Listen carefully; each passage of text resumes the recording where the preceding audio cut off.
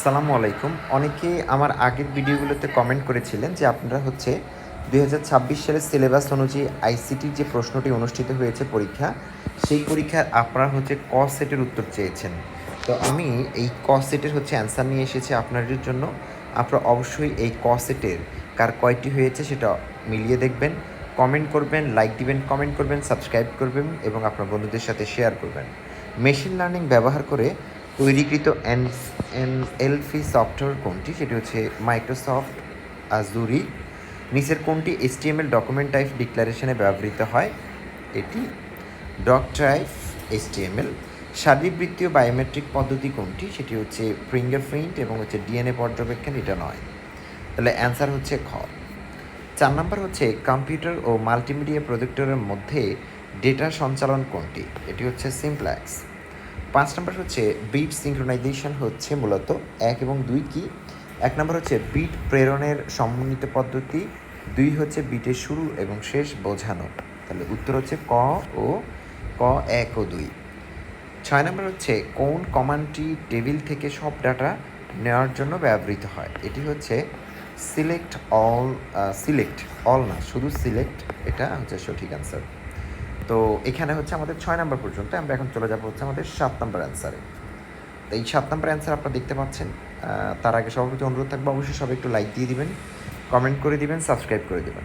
7 নাম্বারে আছে যে স্টুডেন্ট টেবিল থেকে ক্লাস 5 এবং মর্নিং সেকশনের শিক্ষার্থীদের তথ্য পাওয়ার কুইরি কোনটি? এটি হচ্ছে select from student where class 5 and selection morning. এটা হচ্ছে আমাদের 7-এর খ এর অ্যান্সার। 7-এর খ অ্যান্সার।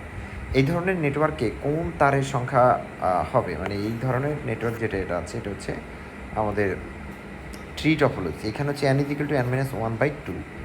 উল্লিখিত টপোলজির সুবিধাগুলো হলো, কী কী সুবিধা আছে? শক্তিশালী কাঠামো থাকে, নেটওয়ার্ক ও ইনস্টলেশন ও কনফিগারেশন সহজ থাকে, আর হচ্ছে একটি লিঙ্ক নষ্ট হলেও এখানে ডেটা আদান প্রদান করা কি সহজ হয়। তাহলে এখানে খুব সহজ হয়ে গেল 9 নাম্বারটা। এবার আসে হচ্ছে আমরা 10 নাম্বারে। 10 নাম্বারে দেখো আছে হচ্ছে 10 নাম্বারটা একটু দেখো ভালো করে সবাই। 10 নাম্বারে আছে দেখো যে 100 ডেসিমেল গণনা করার জন্য কতটি বাইনারি ডিজিট প্রয়োজন হয়? মূলত হচ্ছে 60টি বাইনারি ডিজিট প্রয়োজন হয়। 11 নম্বর আছে দেখো 100 বাইনারি এবং হচ্ছে হেক্সাডেসিমেল যোগফল হচ্ছে a × e, মানে AE। 12 নম্বর হচ্ছে a bar plus b whole bar dot b whole bar এর সরলীকৃত মান কোনটা? সরলীকৃত মান হচ্ছে খ1।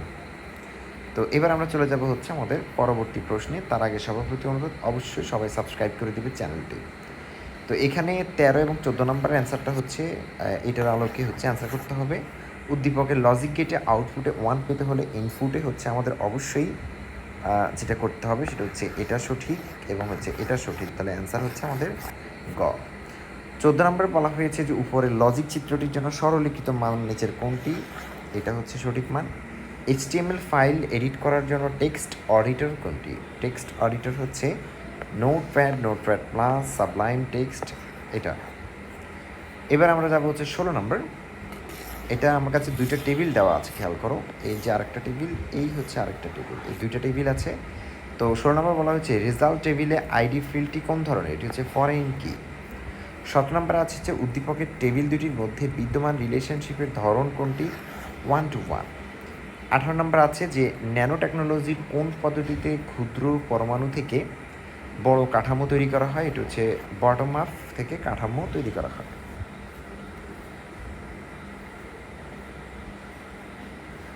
এবার আসে হচ্ছে নিচের কোনটি উদ্দীপকটি পড়ো এবং হচ্ছে 9 ও 19 এবং 20 নাম্বার উত্তর দাও। একটি অফিসে 10টি কম্পিউটার এবং একটি কেন্দ্রীয় ডিভাইসের মাধ্যমে সংযুক্ত যা নেটওয়ার্কে ডেটা পাঠালে সব কম্পিউটারে যায়। এই কারণে কেন্দ্রীয় ডিভাইসটি পরিবর্তন করা হলো।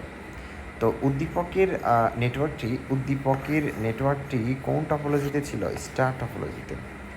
ডিভাইস পরিবর্তনের ফলে নেটওয়ার্কটির কাঠামোতে কী প্রভাব পড়বে? সেটি হচ্ছে লজিক্যাল টপোলজি বা ডেটা প্রবাহের উন্নতি হবে।